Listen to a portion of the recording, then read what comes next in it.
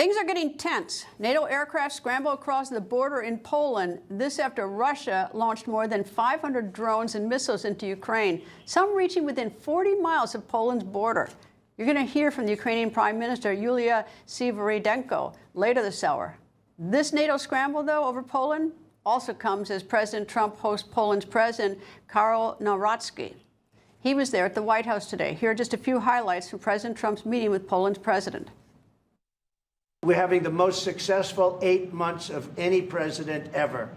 And that's what I want to talk about. That's what we should be talking about, not the Epstein hoax. On the boat, you had massive amounts of drugs. We have tapes of them speaking. It was massive amounts of drugs coming into our country to kill a lot of people. And everybody fully understands that. In fact, you see it. You see the bags of drugs all over the boat. And they were hit, obviously. They won't be doing it again. We could give the greatest budget ever.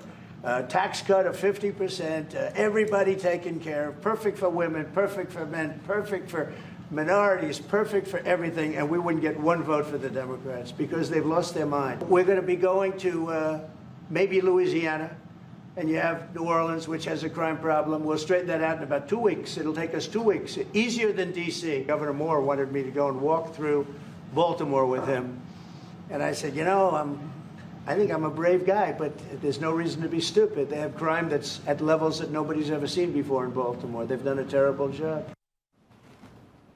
Also today, America's dictator foes all got together in China.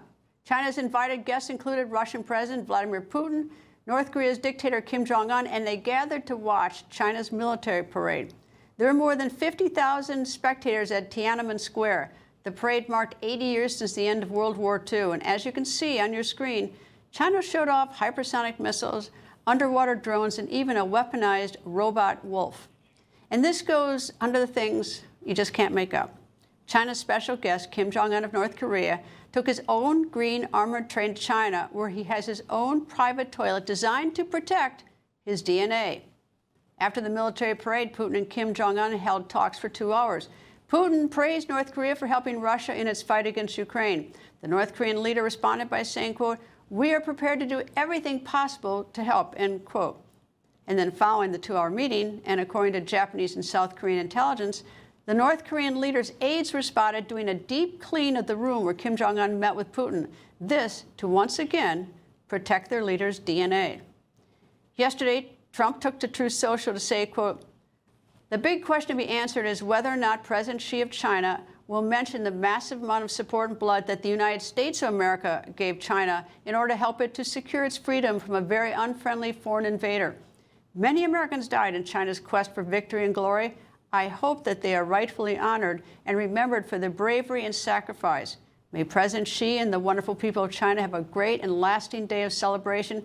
Please give my warmest regards to Vladimir Putin and Kim Jong-un as you conspire against the United States of America," end quote. And then fast forward to today, President Trump said this about China's military parade. I thought it was a beautiful ceremony. I thought it was very, very impressive.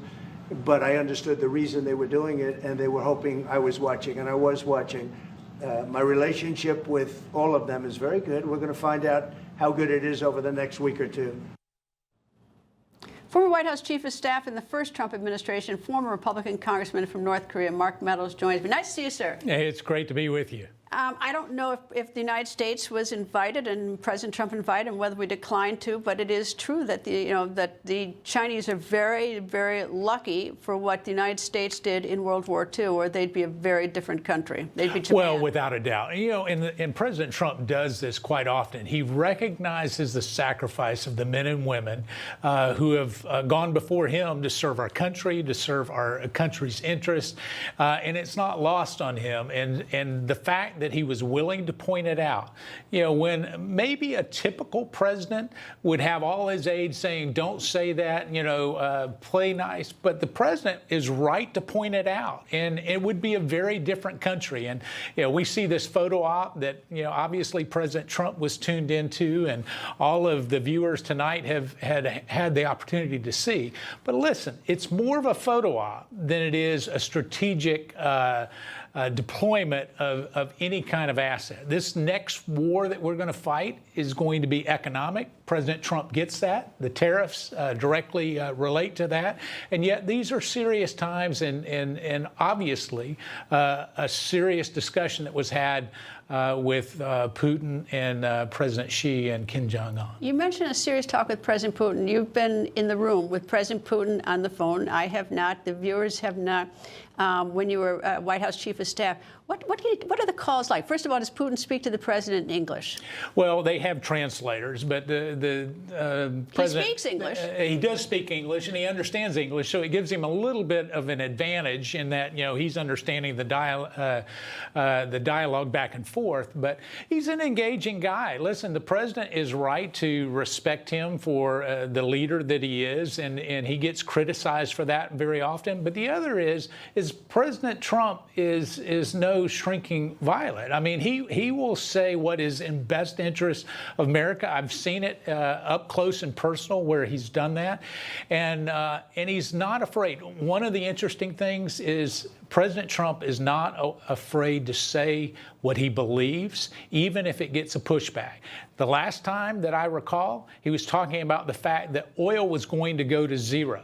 And President Putin said, no, there's no way. Well, not only did oil go to zero, but it went negative, and the president was right in that interaction. And so, but how do you tell if someone is charming? Are these telephone calls video? I mean, or are they just on the phone? I mean, how can he be charming when you're going through a translator? well, How do you tell that? It was more engaging than charming, perhaps. But even with that, where there's at least the acknowledgement on the personal side of both the president and Vladimir Putin. So there's that acknowledgement. How about President Xi? I can't. I don't recall any interactions I was involved with President Xi. I know the president respects him for the leader that he is, and obviously a world power. But yet, here's the interesting thing, Greta. Today they're talking about living longer life and really being able to live to age 150, and yet they're parading out all these missiles. Those two are oxymorons. They don't go together. And so this is more a show, I believe, for the people in China of the power, and yet they're becoming more and more isolated economically. Well, I think some people have been waiting for both those two men to move on. And not live longer because, and of course, Putin's been there forever, and President Xi seems to get reelected every time forever, and every time dictators run for president, they score 100% practically. It's amazing how that works. Yeah. Anyway, all right. Former White House Chief of Staff Mark Meadows, thank you very much, sir. Great to be with you. And earlier I spoke with Tennessee Senator, member of the Senate Foreign Relations Committee, and former U.S. Ambassador to Japan, Senator Bill Hagerty. Senator, nice to see you, sir. It's good to be with you, Greta. A lot of things are going on in the world, especially right now in China. An unusual group of people have gotten together, or maybe it isn't so unusual. Well, it's a real cast of characters, if you want to say that. I think President Reagan used to call them the axis of evil. You think about who was there. Kim Jong-un's there from North Korea, Vladimir Putin, President Xi, the Iranians were there. It looks like Xi Jinping is reaching out to anyone who's out of favor, trying to create this image of an alliance. But let me say this, there's no real alliance there. It's a marriage of convenience. Well, I wonder if we were invited. I mean, I wouldn't expect that we would be, but if the United States was. I actually know the answer to that, Well, but okay. I don't know if it's classified or not. But I'll say this, the United States, not to this particular event, but to the one before it, the United States has a long history, actually, of helping other nations. In fact, 80 years ago, the United States shed blood. If you think about it, had we not been involved in World War II, China might be under Japanese control right now. And I think that there is not a full appreciation of that in China. I think that China right now today thinks they did it. Yeah, it's amazing how revisionist history works under Xi Jinping. The Chinese seem to have fully forgotten all of that, and they can only remember grievances. But the fact is that were it not for the United States of America stepping in World War II, China would be a very different place. China's a very curious place to me, especially with respect to trade. We're so dependent on them, and they are so dependent on us.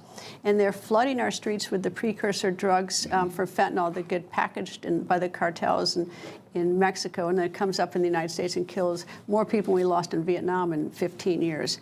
Yeah. And yet we still deal with them. I don't know how we extricate ourselves from dealing with them. You know, it hasn't always been the case. I first lived in Asia back in the late 1980s, early 1990s. I worked for a firm called the Boston Consulting Group, and they sent me to the region at that point in time. I was in Tokyo, Japan. At that point, China was definitely a third world economy. They were riding bicycles in Beijing. But we changed the world for China. President Clinton, I believe, was the one that signed it, but we brought them into the World Trade Organization. China never abided by the rules. In fact, they used that mechanism to cheat. They subsidized, they used predatory practices like stealing our intellectual property, different rule set for American companies that want to go and compete on Chinese soil, and they certainly don't hesitate to subsidize to compete against us. But they've been able to use the WTO as a mechanism to come into the World Trade Mechanism and really enrich themselves dramatically. Well, that's not so true of North Korea, though, which is hermetically sealed from the world. They have nuclear weapons, so they're scary. But they are sealed off from the world. I mean, all the money goes to their military. Mm-hmm. I mean, I've been there a couple times, and the people are hungry there. Yeah. In fact, the average North Korean, even though they're the same gene pool as the South Koreans, same peninsula, the average North Korean is now 4 inches shorter than the average South Korean. This is all due to malnutrition. Which I always say when I'm there is it's the only country in the world I can go to where I fit in the chairs. I'm 5'3", and it's because, you know, nothing has changed since 1953 in North Korea. But it's so sad. It's so sad for the people. They aren't growing. So I've been to North Korea. I've taken my family there. We've had the opportunity to engage on numerous occasions with what they call North Korean defectors. These are young people generally who've escaped from North Korea. They've made their way out. And to hear their stories, very, very tragic of what they've suffered through.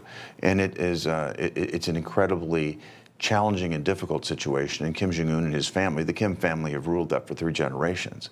And they use an iron fist. And if there's ever anybody that steps out of line, well, they're brought right back in if they're still alive. Who would keep you up more at night? Vladimir Putin, Xi Jinping, or Kim Jong-un?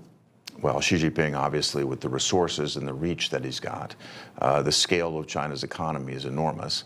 If you think about Vladimir Putin, certainly he's got a nuclear arsenal that has to be dealt with, but their economy is essentially entirely based on energy. I think it was John McCain that said it's basically, you know, a fuel station with a flag attached to it.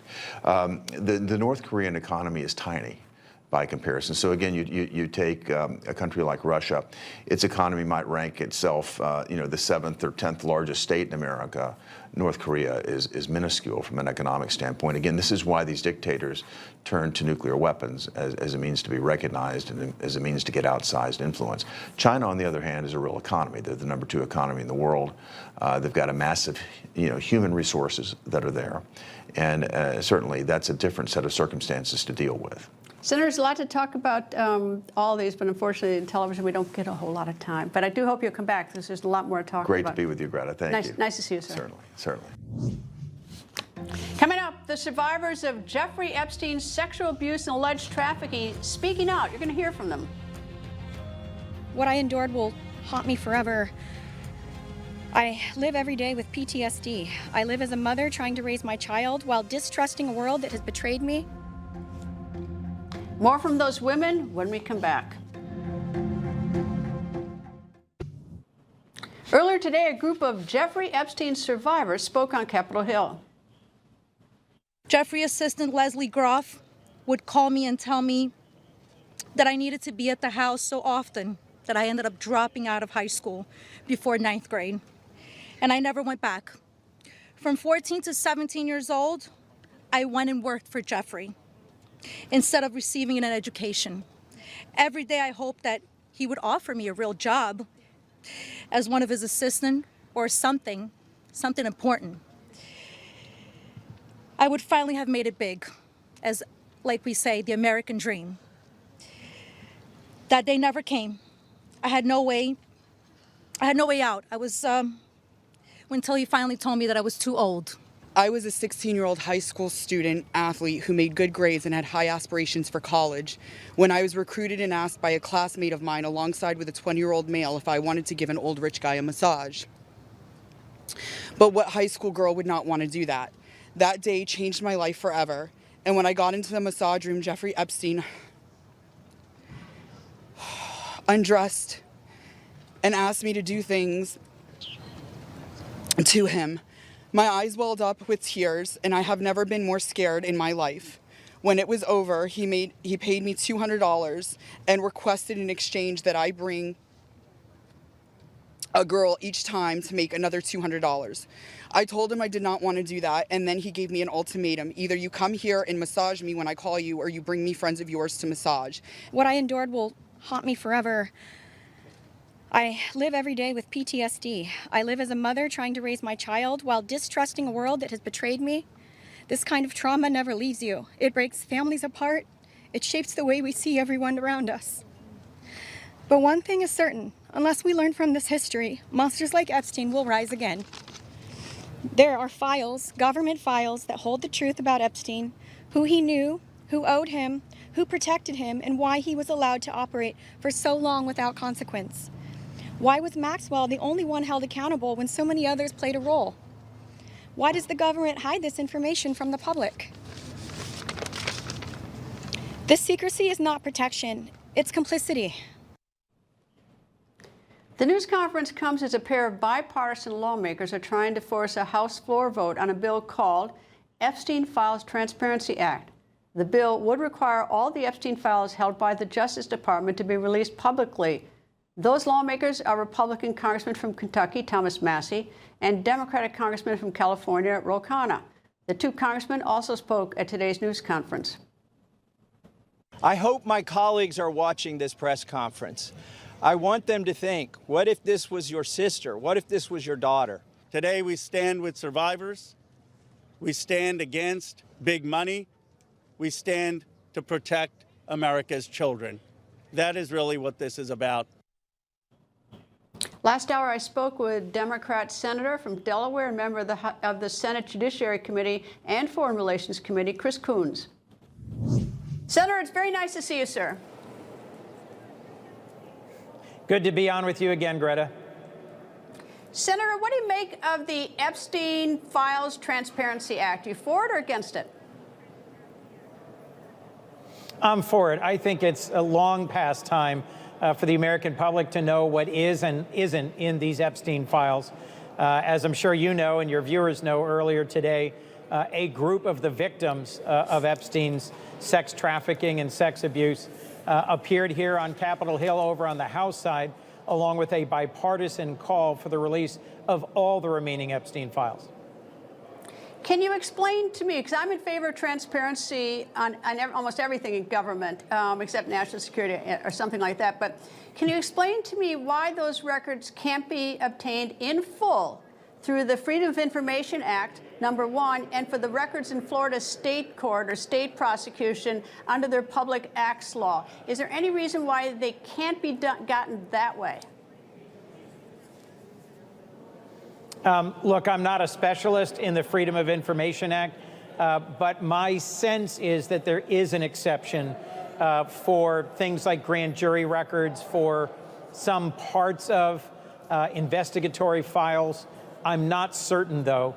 I think the Freedom of Information Act has some carve-outs, and it may take legislative action by Congress or an executive order by the president to actually get into and release all of those files. Well, I don't hold myself out as an expert, but I've had to do some Freedom of Information Act requests in criminal cases. And Yes. as long as the case is closed, but I don't think you're ever going to get grand jury material, whether under this law that's proposed or under Freedom of Information Act, without the judge releasing it, because it's only the judge has the authority. You get everything else. You get the FBI records, you get all the statements of witnesses, but in both of them, it seems almost identical what you get. Well, in any event, what I think, Greta, you and I are agreeing on is that as much transparency as we can give to the American public is what we owe them in this case. It's troubled folks for a long time, the broadly shared assumption that rich and powerful folks were taking advantage of innocent children and that Epstein was cavorting with folks in New York, on his private island in the Virgin Islands and elsewhere, and there were lots of victims. We should be focused on the victims.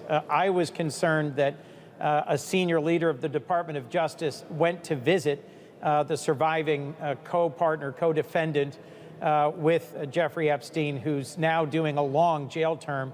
And we don't know exactly what the outcome of that interview might be. Recently, there's been many appearances by victims who've said, let's please focus on the victims, not on the perpetrator.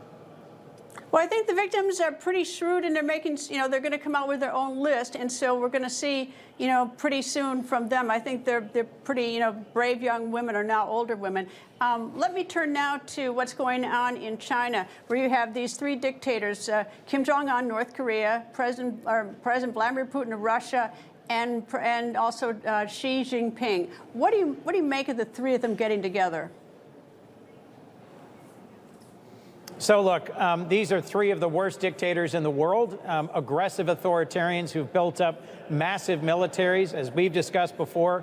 Vladimir Putin, who is continuing his war of aggression against Ukraine's innocent civilians, who continues night after night to bomb hospitals and schools and civilian infrastructure. Xi Jinping, who's leading the greatest military buildup in the modern age. And Kim Jong-un, who's the dictator of North Korea, who brutally represses his own people and has a genuinely dangerous national nuclear and ballistic missile program. To see the three of them and the leader of India holding hands and smiling at a summit in Beijing should be chilling to anyone who's concerned about American leadership in the world. If we are closely and well aligned with our allies, with the European Union and NATO, with the United Kingdom, with Canada and Mexico, in particular with Japan and South Korea, the Philippines and Australia, all of these free market democracies, when we stand together, we're 3/4 of the world's economy, and we have the vast majority of the military power in the world. But when we are divided, when we are fractured, then we should be much more concerned about what we're seeing on our television in Beijing. Republican Senator McCormick and I have written a bill to require a strategy from the Department of Defense for dealing with these autocratic authoritarian leaders coming together and making common cause against the United States. I think this is a moment of great challenge for the U.S. It should be a wake-up call to us to respect our treaty obligations, to put some of the tariff tools down, and to work more closely with long-standing trusted allies like Australia and Japan. Senator, thank you very much. Senator Chris Coons, thank you, sir. Coming up, a decision that is sure to upset President Trump. That when the record continues. A federal appeals court has ruled that the Trump administration cannot use the Alien Enemies Act to remove alleged Venezuelan gang members from the United States. The Alien Enemies Act of 1798 is a wartime law that allows the president to remove citizens of an enemy country during an invasion or predatory incursion. And in a 2-to-1 decision, the United States Court of Appeals for the Fifth Circuit found that the facts of the Trump administration's deportation does not meet the definition of either an invasion or predatory incursion. The panel's majority wrote, quote, "A country is encouraging its residents and citizens to enter this country illegally is not the modern-day equivalent of sending an armed organized force to occupy, to disrupt, or to otherwise harm the United States," end quote. President Trump is expected to take this case to the United States Supreme Court. Professor Emeritus at Harvard Law School and the author of Preventive State, Alan Dershowitz, joins me. Nice to see you back, sir. Thank you for having me. Appreciate it. What's going to happen? Well, it's a close question. I mean, reasonable people can interpret the statute as including massive entry into the United States on the orders of another country.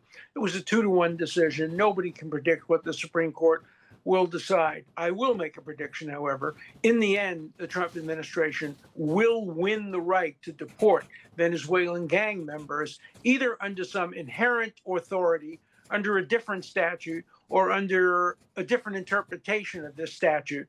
So this is not a foregone conclusion that this result will last. I predict it will not. I think the president will be recognized as having the right to prevent alien gang members from remaining in the country one way or another.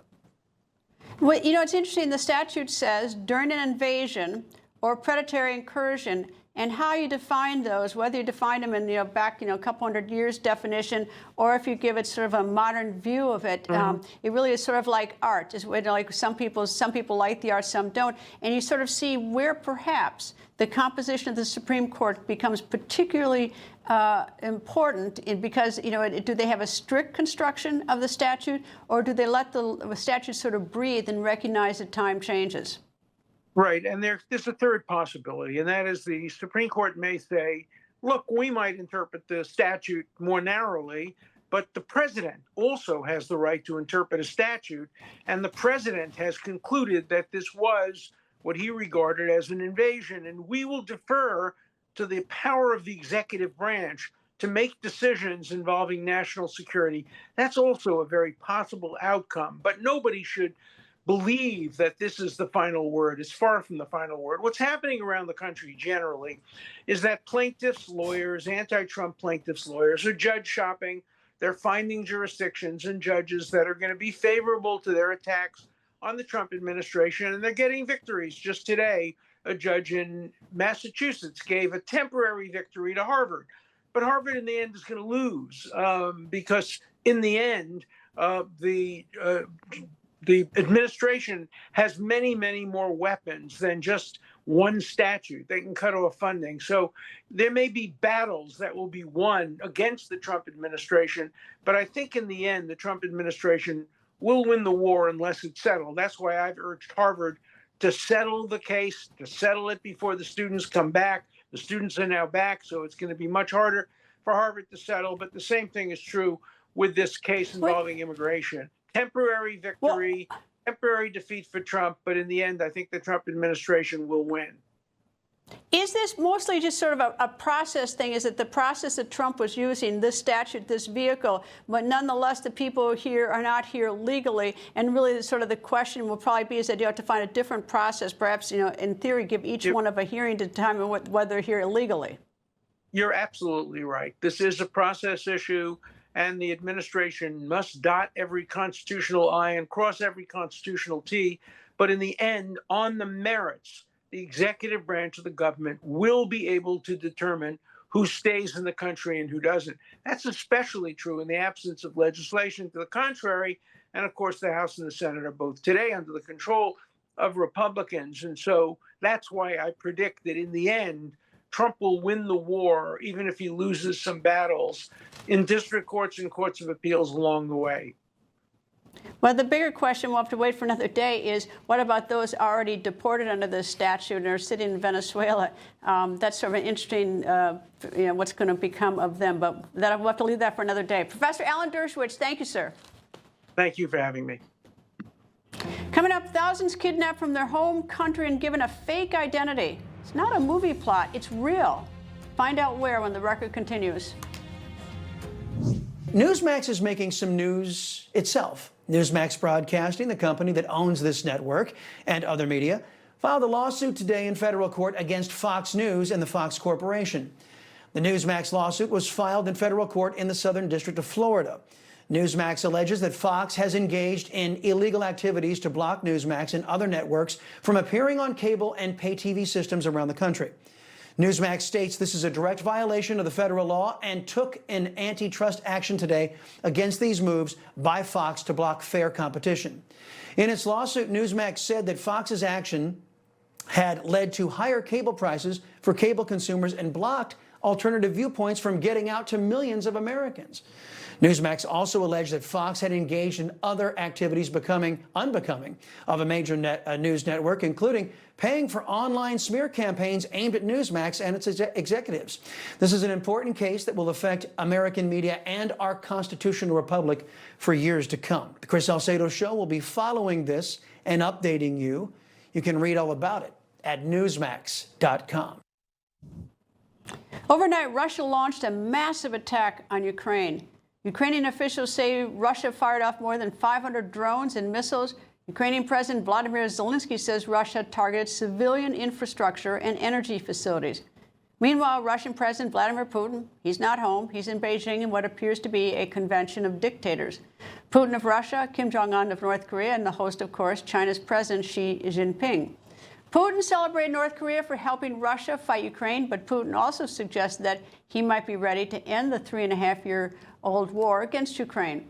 Putin said there could be a, quote, light at the end of the tunnel. Putin knows that President Trump wants Putin to meet with Zelensky and end the war. Here's what Putin said about that. Кстати говоря, Дональд попросил меня, если возможно, провести такую встречу. Я сказал, да, это возможно. Ну, в конце концов, если Зеленский готов, пусть приезжает в Москву. Notice to use the first name, Donald. And multiple reports say President Trump plans to speak with Zelensky tomorrow. We know Trump also wants to speak with Putin soon. I'm having a conversation with him very shortly, and I'll know pretty much what we're going to be doing. We've taken very strong action, as you know, and in other ways we've taken very strong action, but I'll be speaking to him over the next few days. Earlier, I spoke with Ukrainian Prime Minister Yulia Svyrydenko. Madam Prime Minister, thank you very much for joining me. Hello, thank you. Thank you for hosting us. Thank you for this interview. Prime Minister, when this war first started in 2014, when Putin and Russia invaded Ukraine, and then years later when they went into the farther east into Ukraine, it was the hope by NATO and others that that would be the end of it. Last night, they were bombing in Kyiv, which is only 40 miles east of the border with Poland. Can you tell me a little bit about what happened last night and what you see Russia is doing now? So Russia is keep fighting. So they are, you know, that they invaded our country, and we are facing bomb shelling almost every night. They attacked not only energy infrastructure, but also residential building. I think that you have been witnessing the situation that that happened last week, that more 25 people were killed, and among them there were 4 kids, and it was residential building. There was nothing about the military objects, so that's why they keep doing it. From my perspective, it's a terroristic act. Instead of holding the negotiation with President Zelensky, Putin keeps killing Ukrainians.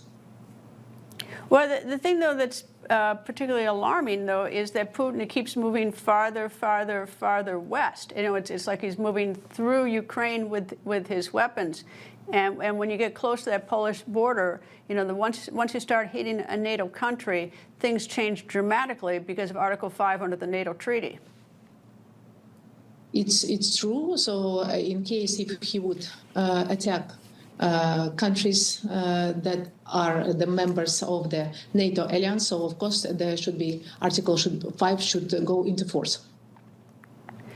It's now the question of the children. Since day one, there have been children that Russia has taken from Ukraine.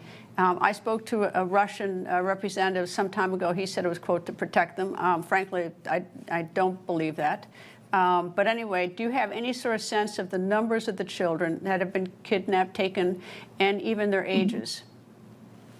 Yeah, so thank you for your question. So the numbers are following. So at least 2,139 Ukrainian children have been wounded. 2,193 so remains missing, and tens of thousands have been stolen and taken to Russia. So around 1.6 million are trapped under Russian control in the occupied territories. These children are stripped of their names, of their families, of their Ukrainian identity. So some are even drafted into Russian army and forced to fight against our own people. So the stories that probably you might heard about, but I want just to remind you, it's a story about 10 months old Margarita Prokopenko. This story shocked me because in 2022, Russia's officials, they took this young girl from Kherson children's home. In Moscow, her documents were forged. She was given a new Russian birth certificate with a new name. They faked her birthplace too, and she was later adopted by one of the politicians close to Putin, Sergei Mironov. Now she's Marina Mironova. She's from Podolsk, Moscow region. So Ukrainian baby stolen, her name wiped away, and her identity truly, like, fully destroyed. So that's why it's a big issue, it's a big problem, and it's focus of our state, it's focus of our government to find the possibility to return Ukrainians back. Well, you think if you sort of step ahead at the point that, hopefully this war ends quickly, although, we keep hoping that. If you look ahead at that, some of these children have spent almost their entire lives. I mean, the infants that were taken spent their whole lives with Russian parents. They don't even know their real parents. And you think even a 2-year-old, 3-year-old, 4-year-old is that when you spend most of your life in a new family, the difficulty of the separation from your real biological family and then the separation from a family that has taken care of you during the war. Yeah, so that's why I think that they made it with a special purpose, and I truly believe that this war is a kind of existential war. They are fighting not just only for the territories that they are fighting against all Ukrainians. They try to destroy our identity. And you're absolutely right. If they took children from Ukraine at the beginning of large-scale invasion, so now more 3.5 years have passed. So during this time, they used to their families, and it's they even don't know that they're Ukrainians. Tell me about the Reconstruction Fund, because that's a joint partnership where the United States and Ukraine are sort of looking ahead how to reconstruct Ukraine. What can you tell me about it? So today, actually, we hold the first meeting of the fund, the key decision-making body that composed of 3 representatives from the United States and 3 representatives from Ukraine. The United States delegation is led by the Secretary Bessent and representatives of DFC. The first decision that was made today, so the board approved the fund's operating rules. We established committees and authorized the opening of bank accounts. And I just wanted to emphasize that when this agreement was signed by Ukraine and United States, so we already take very important steps for the fund's success. So we have declassified the raw materials, critical raw materials reserves. We launched the audit of subsoil of the deposits. Also, we finalized the terms of the production share agreement of the biggest lithium deposit in Ukraine. And there are plenty of U.S. companies that are showing interest to this deposit.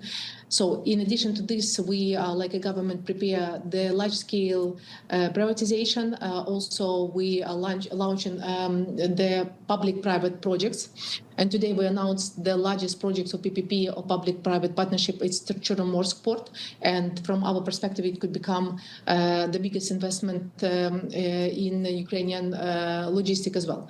So that's why this is a historical agreement that was made, and we really believe that the appearance of the United States companies on the territory of Ukraine, the existence of this company, operating of this company, it's also the element of the robust system of the security.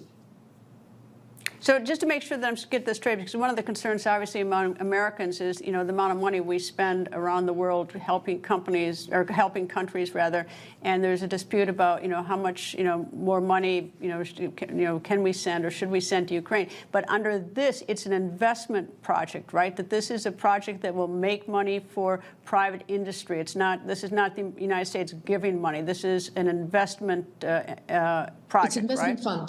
Yes, it's investment fund aimed to invest in investment projects within the Ukraine, mainly to critical raw material projects and related infrastructure. So American investments can serve as a guarantee of security, as I told you previously, for Ukraine and for U.S. business operating in Ukraine. So that's why we're so focused to make this fund operational.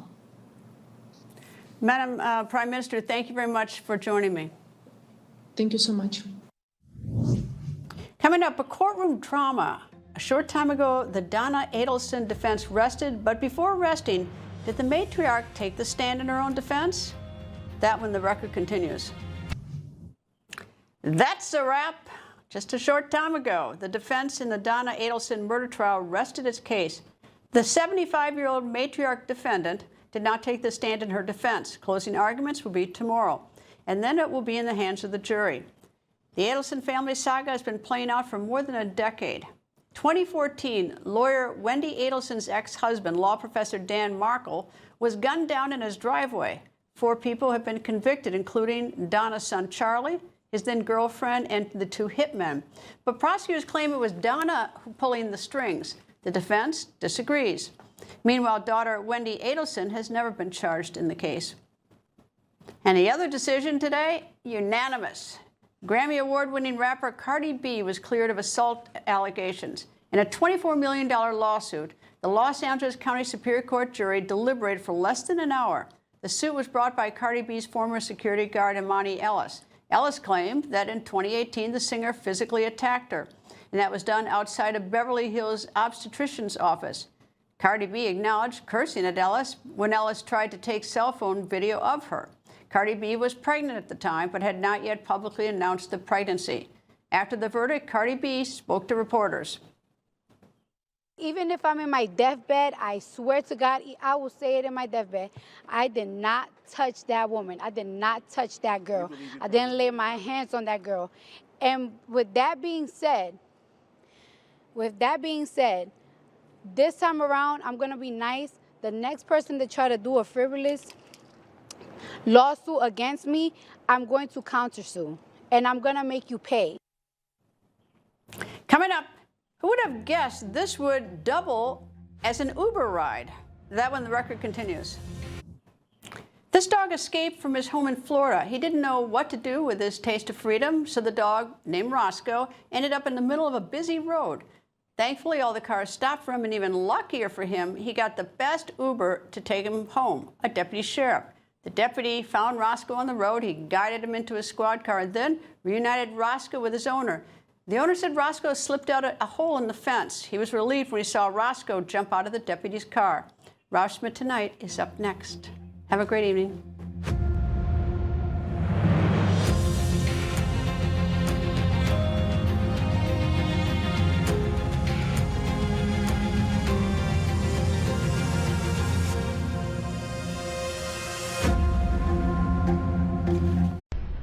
People think news just happens. It doesn't. It happens because there's someone there to capture the moment, to explain it and share it.